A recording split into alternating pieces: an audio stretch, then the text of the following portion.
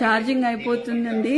నేను యాక్చువల్లీ ఇక్కడ మన మీద కుట్రలు జరుగుతున్నాయి, కుతంత్రాలు జరుగుతున్నాయి. వేం నరేందర్ రెడ్డి, పొంగులేటి శ్రీనివాస్ రెడ్డి, రెండి వర్గం అంతా కలిసి కుట్రలు చేస్తున్నారు. దీంట్లో కడియం శ్రీహరి భాగస్వాములు, అందరూ వరంగల్ వాళ్ళందరూ భాగస్వాములు అండి. బసవరాజ్ సారయ్య, గుండు సుతారాణి వీళ్ళందరూ భాగస్వాములు. మీరు ఎటువంటి సంకోచం పెట్టుకోకండి. దయచేసి చెప్తున్నాను, కార్యకర్తలను కాపాడుకునే బాధ్యత కొండా దంపతులది, కొండా కుటుంబాన్ని. ఎప్పుడు మేము కార్యకర్తల వెనకాల ఉంటాము. మాకు పదవులు శాశ్వతం కాదు, పైసలు శాశ్వతం కాదు. మేము నిబద్ధతతో పనిచేస్తాము, కార్యకర్తలకి వెనకాలండి చేస్తాము.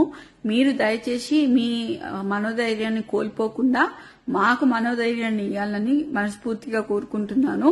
నేను మళ్ళీ లైవ్ లోకి వస్తానండి. ఇక్కడ చాలా అల్లరిగా ఉంది. చుట్టూ మొత్తం పోలీసుల ప్రహారీలో నేను ఉన్నాను.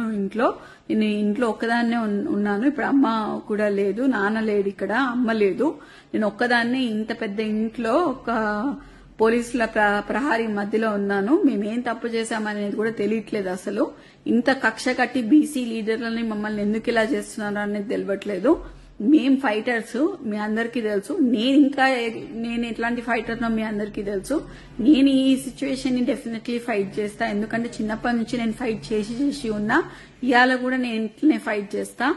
ఇవాళ కూడా ఎంతమంది పోలీసు వాళ్ళు వచ్చినా కూడా నన్ను ఎవరేం బీకలేరు, ఏం చేయలేరు.